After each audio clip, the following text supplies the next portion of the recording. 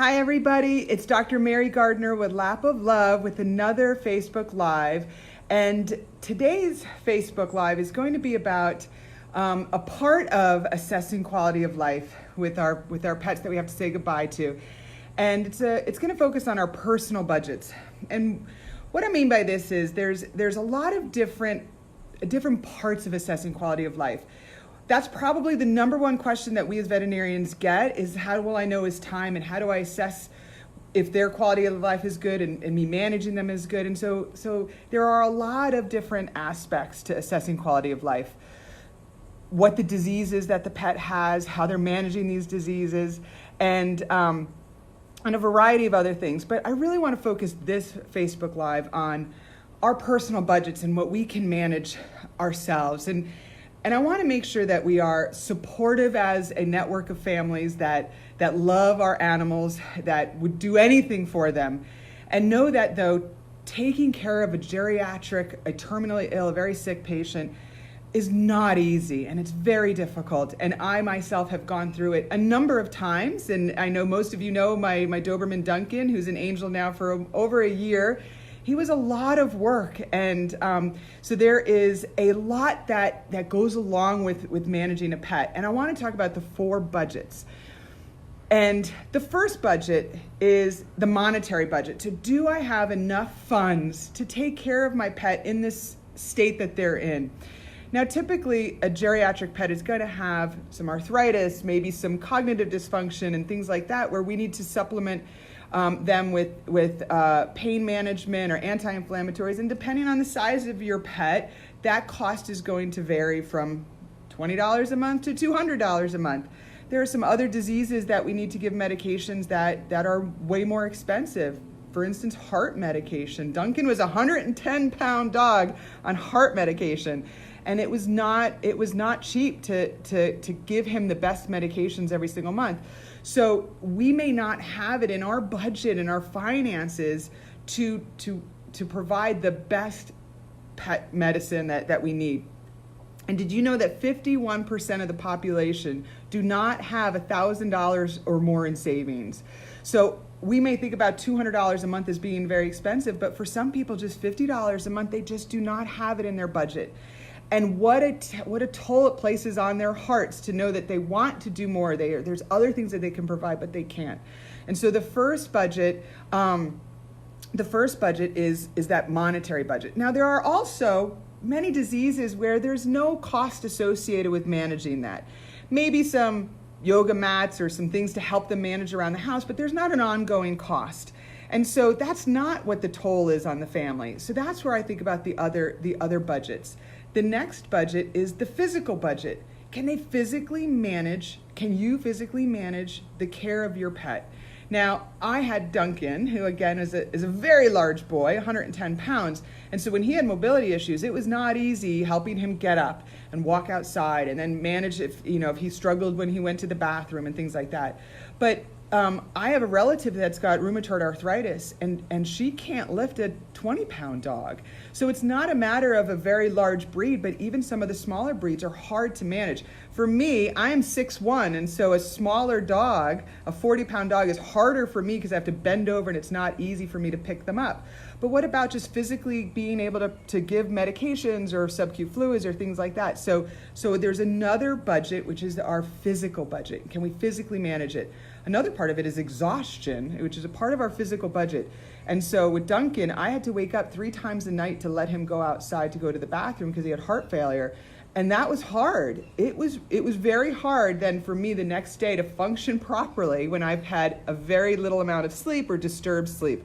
Would I kept doing that forever if it was to have him back? Yes. But that's not easy for everybody, and not everybody in the family is able to manage that break in that sleep pattern too. So the physical budget is not just our physical muscles, but also our capacity of our exhaustion level, and it is hard. The third budget, so we had a monetary budget, a physical budget. Another is a time budget. So do I have enough time that my pet needs?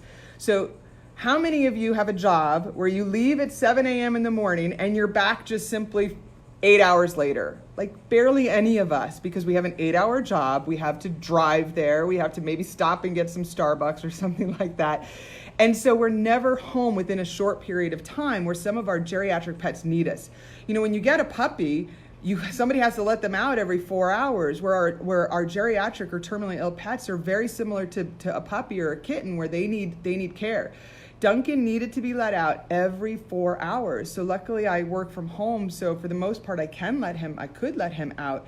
But that's not easy, and that's not, you know, most people don't have the time where they could do that. And most of us are working 12-hour shifts sometime, or you have to stop and go to the gym or something like that. So, and I know that all of us would make the time that we would, you know, we would give all the time in the world to our pets, right?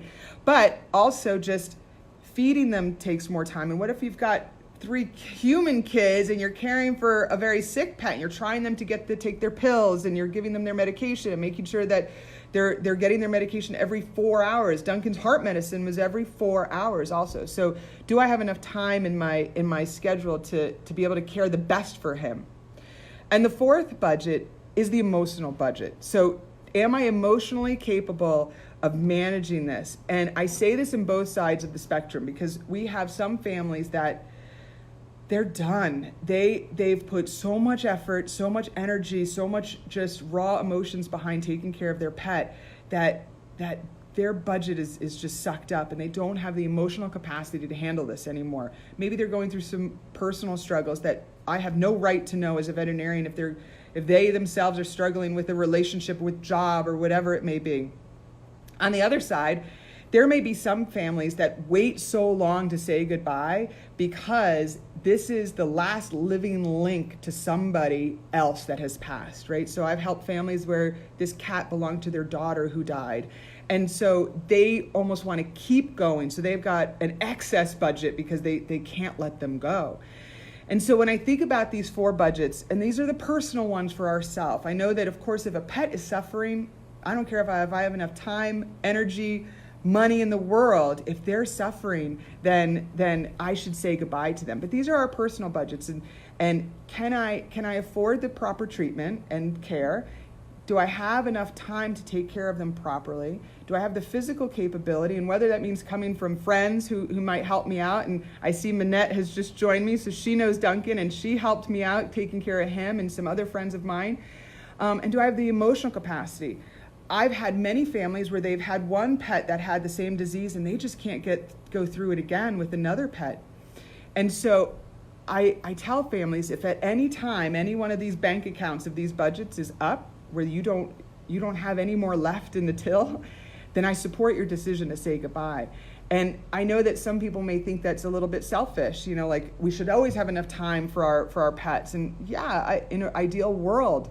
But like I said, Duncan needed his medication every 4 hours, and I had the ability to do that, but not everybody does. And if I could not give him his heart medicine, he would drown in his own lung fluid, and that's not good either. And so I want us to support each other, to know that the guilt also associated with running out of a budget is heavy. And so people are going to feel very guilty that you know, I wish I had more time, or I wish I had more money, or I wish I could lift this pet, and it's just not easy. And so this is just one of the many different aspects of assessing quality of life, is what can we manage. And caring for a pet is a very heavy burden. I don't love the word burden, because to me it was a joy, it was a privilege for me to care for Duncan as long as I did, but it does carry a lot of burden to many families, and even for myself it was a lot of a struggle. So there's a great website, the petcaregiverburden.com, that we're going to put as a link here, because there's other family members out there that are dealing with the same struggles that you are, and this website has a lot of good resources to help you through the caregiving process.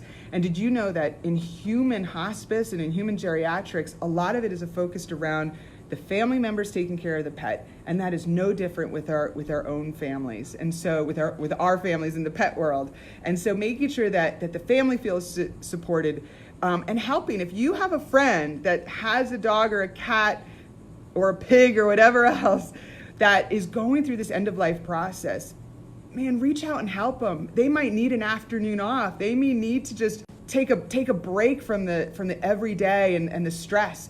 So if you've got somebody that you know that's going through this, just reach out to them, and maybe it's just a quick email or a phone call to let them know that you're there to support them, and if they need any help to help them out.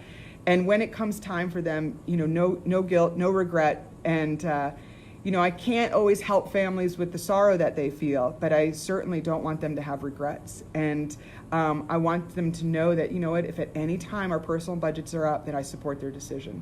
So again, this is just one little aspect of the whole myriad of things that we look at when assessing quality of life. But I hope this was helpful.